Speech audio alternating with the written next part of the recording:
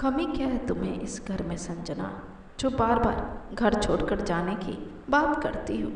तुम्हें इस घर में आए सिर्फ 6 महीने ही तो हुए हैं और तुम अलग रहने की बात कर रही हो। तुम्हारा दिमाग तो खराब नहीं हो गया है संजना? संजना के दोनों कंधों को झकझोरते हुए पीयूष कहता है। हाँ, हो गई हूँ पागल पीयूष। पीयूष के हाथों को छिटकते हुए संजना कहती है, शादी से पहले तुमने क्या वादा किया था, भूल गए या याद दिलाऊं तुम्हें? मुझे सब कुछ याद है संजना, कुछ नहीं भूला, पर मैं अपनी जिम्मेदारियों से ऐसे कैसे मुंह मोड़ लूँ और छोड़ दूँ अपने परिवार को। देखो, मौका मिलते ही मैं अपने माँ बाबूजी से बात कर लूँगा। तब तक मुझे कुछ वक्त चाहिए संजना। एक बार छोटी की शादी हो जाने दो और अगम की पढ़ाई पूरी हो जाने दो, फिर तुम जैसा कहोगी मैं वैसा ही करूँगा संजना। I promise. अपने परिवार की खातिर पीयूष संजना से के सामने गिड़गिड़ाता है। नहीं पीयूष, अब मैं नहीं पीयूष, अब मैं तुम्हारी एक नहीं सुनूंगी। एक एक दिन करके तुम्हारे 6 महीने निकल गए, पर अब मैं यहाँ एक पल भी नहीं रहूँगी। गुस्से से अपना बैग निकालते हुए संजना कहती है। देखो संजना, अब तुम बचकानी हरकत कर रही हो। तुम्हें कमी क्या है इस घर में? सब कुछ तो है। इतना प्यार करने वाला परिवार मिला है तुम्हें, जो अपने पलकों पर बिठा कर रखते हैं। ना कोई काम की टेंशन, ना कोई चीज़ की कमी, फिर भी अपनी जिद पर अड़ी हो। मुझे भी तुम्हारी मम्मी की फिक्र है संजना, पर अभी प्लीज़ ऐसा कुछ मत करो जिससे मेरे माता पिता के सम्मान को ठेस पहुँचे। हाथ पकड़ते हुए पीयूष कहता है।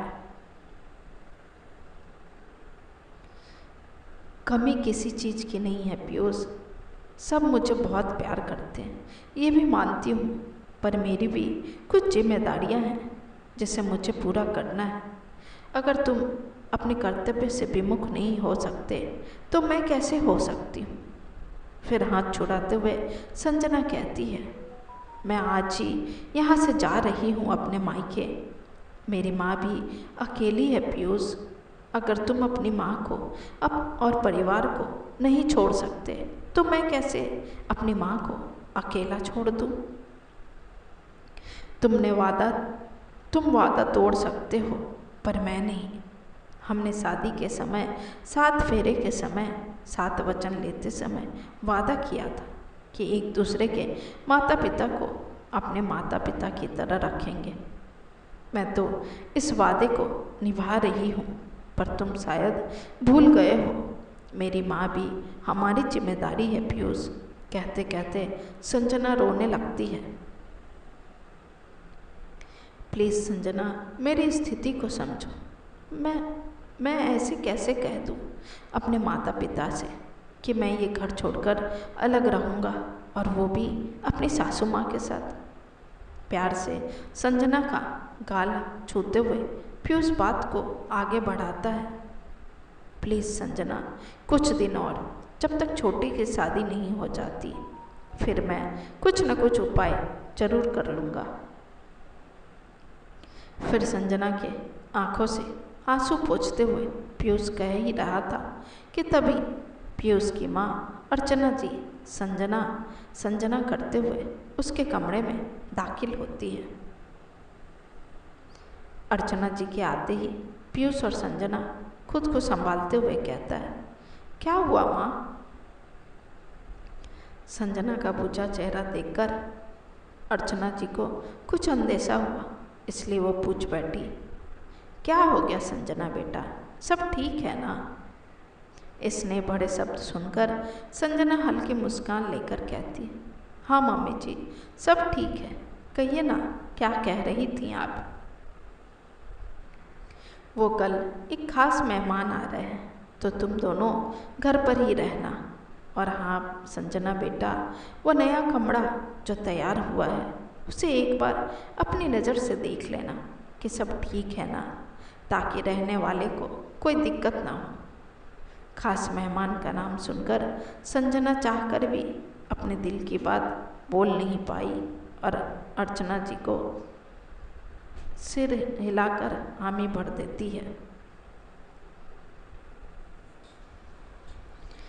अर्चना जी के जाते ही संजना गुस्से से फिर पीयूष जी को देखती है और कहती है, अब खुश हो गए ना पीयूष, तुम्हारे दिल की मुराद पूरी हो गई है। कुछ दिन और अब यहाँ रहना पड़ेगा, सिर्फ और सिर्फ तुम्हारी वजह से। दरअसल संजना अपने माता पिता की एक ही संतान थी। कुछ साल पहले एक एक्सीडेंट में संजना के पिता की मृत्यु हो जाती है और माँ की जिम्मेदारियाँ पूरी तरह से संजना पर आ जाती है। संजना के न चाहते हुए भी उसकी माँ तारा जी उसकी शादी पीयूष से तय कर देती है। पर पीयूष से मुलाकात के दौरान संजना ने पीयूष के सामने एक शर्त रखी कि शादी के बाद वो अलग घर में रहेगी और अपनी माँ को साथ रखेगी। पीयूष संजना जैसे खूबसूरत, समझदार, सुशील, गुणी लड़की के सामने हर शर्त मानने को तैयार हो जाता है और राजी खुशी से दोनों की शादी हो जाती है। पर शादी के बाद जैसे जैसे समय बीत रहा था वैसे वैसे संजना की बेचैनी अपनी माँ के लिए बढ़ती जा रही थी। खैर जैसे तैसे रात कट गई। सुबह नहा धोकर संजना तैयार हो गई। अर्चना जी रसोई में जाकर अच्छे अच्छे डिश तैयार कर ली और खाना निपटाने के बाद बेसब्री से उस खास मेहमान का इंतज़ार करने लगी। पूरा परिवार बेसब्री से उस खास मेहमान का इंतज़ार कर रहा था कि तभी दरवाजे पे दस्तक होती है। अर्चना जी संजना को आवाज़ लगाई और कहा, बहू आरती का थाल लेकर आना। संजना जल्दी से आरती का थाल मंदिर से लेकर जैसे ही दरवाजे पे पहुंचती है वो सामने देखकर हैरान हो जाती है। अपनी माँ को सामने पाकर उसके आँखों से खुशी के आंसू छलक उठते हैं। फिर कहती है, माँ आप यहाँ, पर आप यहाँ अचानक अकेली कैसे आ गई? संजना की आंखों में खुशी से झूमते नज़ारे देखकर तारा जी कहती है, मैं अकेली कहाँ हूँ बेटा, ये है ना मेरा छोटा बेटा अगम को आगे करते हुए कहती हैं। माँ बेटी की बातचीत चल ही रही थी कि अर्चना जी कहती है, संजना बेटा माँ को दरवाजे पर ही रखेगी या अंदर भी बुलाएगी? अर्चना जी की बातें सुनकर सभी खिलखिलाकर हंसने लगते हैं। फिर अर्चना जी संजना को कहती है, बेटा तारा जी की आरती उतारो और उनका गृह प्रवेश कराओ। आज एक बेटी अपनी माँ का गृह प्रवेश करवाएगी। आज से तुम्हारी माँ हमारे साथ ही रहेगी। संजना खुशी खुशी तारा जी की आरती करती हैं और उन्हें अंदर अपने कमरे में ले जाती हैं। फिर अर्चना जी के गले लगकर रोने लगती है और कहती है, मम्मी जी मुझे माफ़ कर दीजिए, मैं कितनी बड़ी गलती करने जा रही थी। आज मुझे पता चला, आप जैसी सासू माँ को पाकर मैं धन्य हो गई। थैंक यू मम्मी जी। फिर दोनों माँओं के गले लग जाती है तभी पीयूष अर्चना जी से कहता है, माँ आपने मम्मी जी को यहाँ लाने का कैसे सोच लिया?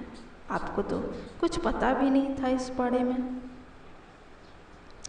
तेरी माँ हूँ बेटा, अपने बच्चे की परेशानी उसके चेहरे से पढ़ लेती हूँ। कुछ दिनों से तेरे और संजना के बीच के अनबन को मैं महसूस कर रही थी और फिर छोटी के मुँह से संजना की बेचैनी कारण का पता चला और बस मैंने और तेरे पापा ने समधन जी को यहाँ अपने साथ रखने का निश्चय किया। शुरू में तारा जी तो बिल्कुल तैयार नहीं थी अपनी बेटी के ससुराल में रहने के लिए। पर जैसे ही मैंने बच्चों के बस से बस आए घर अंदर करने की बात की तो वो मान गई और आज हमारे बीच हैं, हमारे घर की सदस्य बनकर। फिर अर्चना जी संजना की ओर देखते हुए कहती हैं, अब तो नहीं जाएगी ना हमारी बहू इस घर को छोड़कर। अर्चना जी की बात सुनकर संजना अर्चना जी को पैर छूकर प्रणाम करती है और कहती है, जन्मदाता और कर्मदाता को छोड़कर कभी नहीं जाऊंगी मम्मी जी, मुझे माफ़ कर दीजिए मम्मी जी, मैंने जो आज तक जो गलती की है उसके लिए।